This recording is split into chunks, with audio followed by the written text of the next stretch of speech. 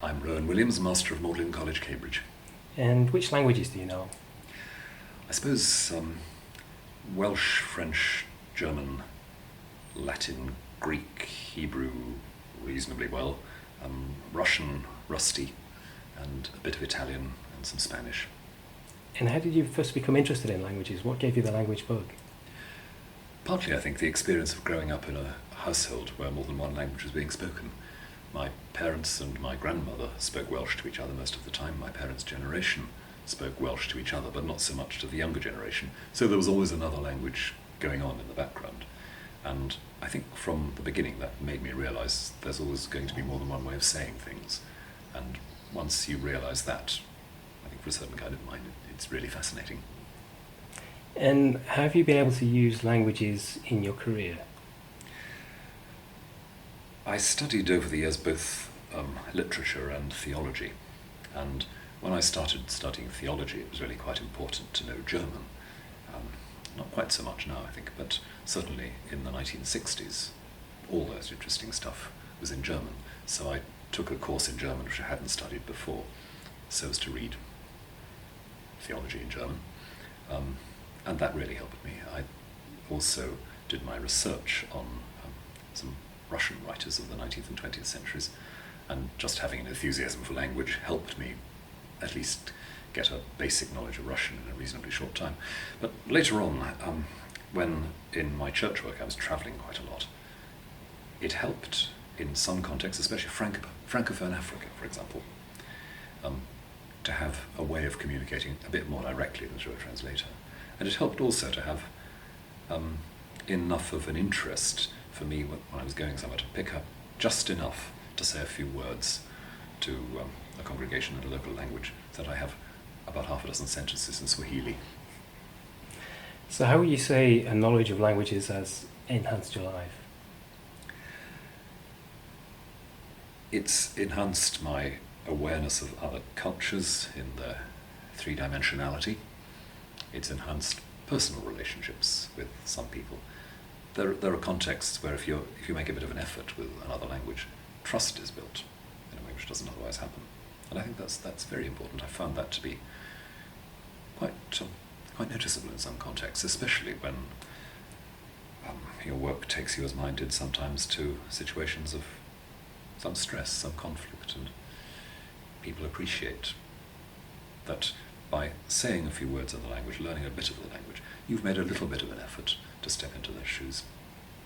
How would you respond to those that say knowing English is enough these days in the globalizing world, where English has become the lingua franca in so many parts of life?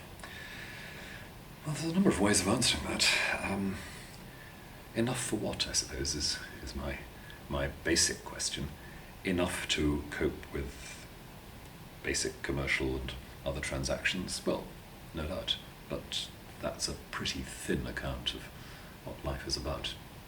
The other thing that I notice, of course, is that English across the world isn't just one global language. Lots of things are happening to English, and whether you're talking about some kind of Creole in West Africa, one of those languages which incorporates bits of English, bits of the native language, or whether you're talking about the way English is developing in Singapore or Hong Kong, English is changing as it always has done.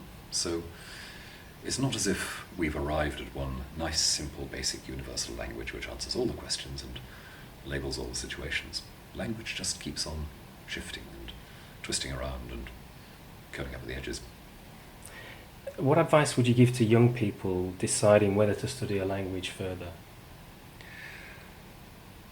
I think I'd ask a young person who's interested in language, how far inside another culture do you want to get? Do you want to have that little bit more in your head and in your heart of what the world looks like? Now, on top of that, there are all sorts of issues about the opportunities that are opened up in the radically multicultural world we inhabit. And I do mean multicultural within Europe, never mind Europe and other cultures. And I just believe that that's a way of becoming a more intelligent and more compassionate person generally. Now, you're an active translator. Can you tell us a little bit about the translation work that you do? Which languages do you translate from? What kind of works do you translate? Well, over the years I've translated from French, from German, from Russian and from Welsh.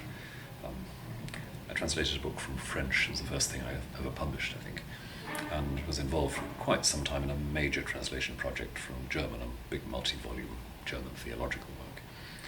But more recently it's been almost entirely translation of poetry, and that's partly because of my own active interest in poetry, partly because I've been struck by writers I think need translating or retranslating, and at the moment I'm engaged in translating, along with a friend and colleague, some poems from medieval Welsh, a unique collection of 12th century poetry which was translated in the 19th century really, really badly, and a lot of people have used those translations and drawn the most eyebrow-raising conclusions from them. So it's probably time for a new and slightly more scientific version.